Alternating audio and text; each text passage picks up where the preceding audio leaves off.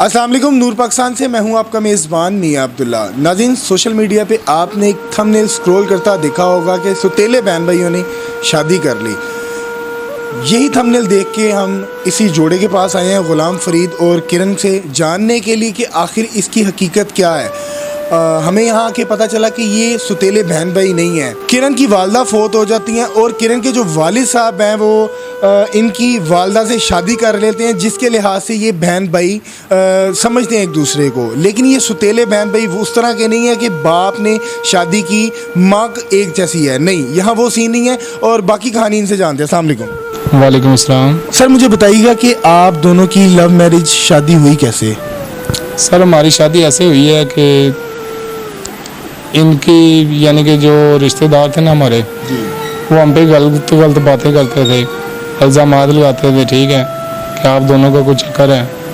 तो इसलिए बस इसका डिवोर्स होगी। डिवोर्स होने के बाद हम दोनों ने फैसला किया शादी का, क्योंकि लोगों का मुंह बंद करने के लिए। तो हमने शादी कर लिया। अब अल्लाह का शुक्र है कि हम अपने घर में खुश हैं। इनके अब्बू वगैरह जो नहीं बुलाते हमें अभी तक, 4 साल हो गए हैं, ना इसका बड़ा भाई बुलाता है। मगर अल्लाह से दुआ करते हैं कि वो अगर देख रहे हैं वीडियो तो वो आए हमारे पास, क्योंकि हम खुश हैं। लेकिन जिसकी बेटी खुश होती है उसके माँ बाप को खुश होना चाहिए। मुझे बताएं कि आपकी वालदा के साथ इनके वालिद साहब की शादी किस तरह हुई? वो इस तरह हुई भाई कि इनकी जो वालदा थी ना वो फौत हुई थी, ठीक है। जो मेरी वालदा थी उसको मेरे अब्बू ने डिवोर्स दे दिया था, इसलिए कि ये मजदूर पैदा करती है बच्चे। इस वजह से अब्बू ने डिवोर्स दिया हुआ था मेरी मम्मा को। तो मेरी मम्मा का रिश्ता इसके अब्बू के साथ हो गया। तो इस लिहाज से हम इनके जो यानी कि ये 4 बहन भाई थे, इन चारों को हम अपना बहनों भाइयों की तरह समझते थे। यानी दिल से, जैसे एक बंदा कहता है यार ये मेरी बहन है। हाँ, बिल्कुल बिल्कुल ऐसी बात है। शादी से पहले तो वैसे भी सारी बहनें जो होती हैं, बिल्कुल सारी बहनें होती हैं। तो फिर आपकी शादी किसने करवाई?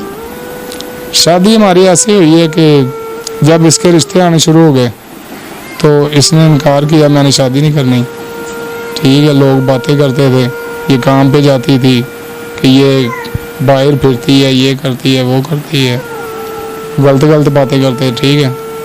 तो जब मुझे पता चला ये काम पे जाती है तो मैंने, इसका जो अब्बू है, मैं भी उसे अब्बू कहता हूँ, मैंने अब्बू को फ़ोन किया। मैंने कहा अब्बू, आप इसी को काम पे ना जाया करें, जो इसका खर्चा वगैरह होता है ना, दूध का या बच्ची का जो भी खर्चा है वो मैं दे दिया करूँगा, ठीक है।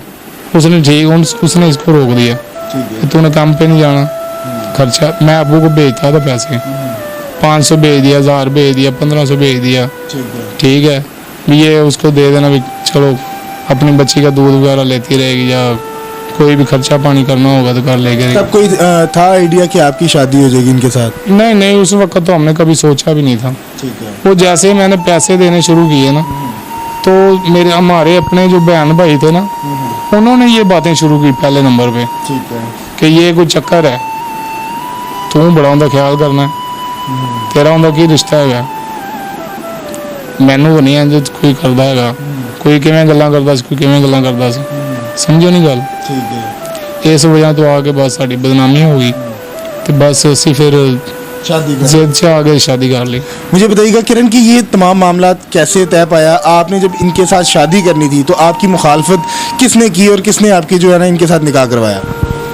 भाई, मेरा निकाह मेरे अब्बू ने करवाया है, लेकिन अब्बू मुझे मना करते थे कि बेटा तुम इसके साथ शादी ना करो, लोग भी बातें करेंगे और तुम किसी अच्छे भले से करो, लोग ये कहेंगे लो जी अच्छे भले को छोड़ के तुम मजदूर से शादी कर लिए। तो अब्बू ने निकाह यही करवाया था। अब्बू ने कहा अगर तुमने इसके साथ ही करना, तुम्हारी यही ज़िद है, तो मैं तुम्हारा निकाह कर दूंगा, उसके बाद तुम हमारे लिए मर गई और हम तुम्हारे लिए मर गए। बड़े भाई को भी अब्बू ने बुलाया, अब्बू भाई को ने भी मना किया, लड़ाई झगड़ा किया कि ऐसा ना करो। अभी मेरे साथ कोई किसी का रब्ता नहीं है, कोई नहीं मुझे बुलाता, ना ही भाई ना अब्बू। मेरी छोटी बहन है, बस उसके साथ थोड़ा बहुत है सलाम दुआ, और छोटे भाई हैं। अच्छा किरण, मुझे बताएं कि शादी से पहले आप ग़ुलाम फ़रीद को किस तरह ट्रीट करती थी? भाई मैं इनको अच्छी ट्रीट करती थी, मैं इसको ऐसा, हमारा ऐसा कोई मसला नहीं था। मैं इसके बाद भी कभी सो जाती थी, मतलब भाइयों बहनों वाला हमारा था, ऐसा कोई चक्कर ही नहीं था। मैं इनका मुंह धोती थी, खाना खिलाती थी, सारा काम भी करती थी यानी कि इनका। तो हम ये बस इनका ख्याल करने की वजह से लोगों ने, हमारे अपनों ने बातें शुरू कर दी, लो जी ये आप उनको संभालती हो, बड़ा ही आपका ख्याल करता है, कोई ना कोई चक्कर है, ऐसे तो नहीं कोई करता।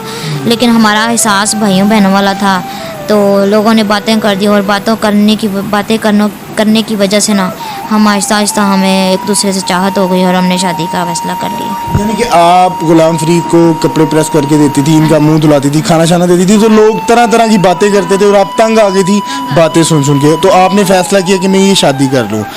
मैंने ये सोचा, मैंने कहा अगर मैं शादी कहीं और भी करती हूँ ना, तो उनको भी अगर ये बात पता चलेगी ना, चाहे जिस तरह की भी है, तो मेरी ये ताना मेरे पीछे ही रहना है।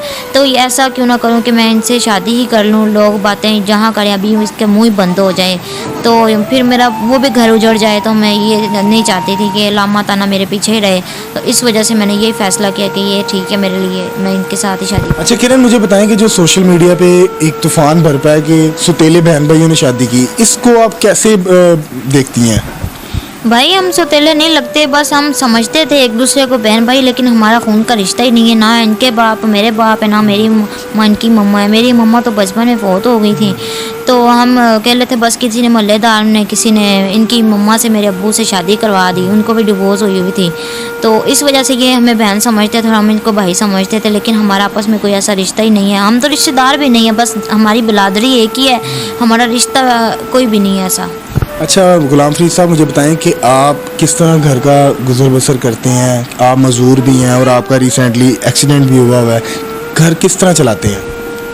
ये भाई मैं ना इनके रुमाल कैब वगैरह का स्टॉल लगाता हूँ लंच 8 नंबर गेट पे, तो उधर पूरा दिन सुबह 8 बजे जाता हूँ, रात को 7 बजे 8 बजे वापस आता हूँ मैं। ठीक है, काफ़ी मुश्किल से बैठता हूँ, व्हील चेयर पर बैठ के मैं पूरा दिन व्हील चेयर पर बैठा रहता हूँ। ठीक है, प्यास लगे या पानी भी नहीं पीता, डरता, क्योंकि पानी पीऊँगा पेशाब ना आ जाए मुझे। ठीक है, ना कभी खाना खाया भाई जाके, क्यों खाना तो मैं खुद खा नहीं सकता ना।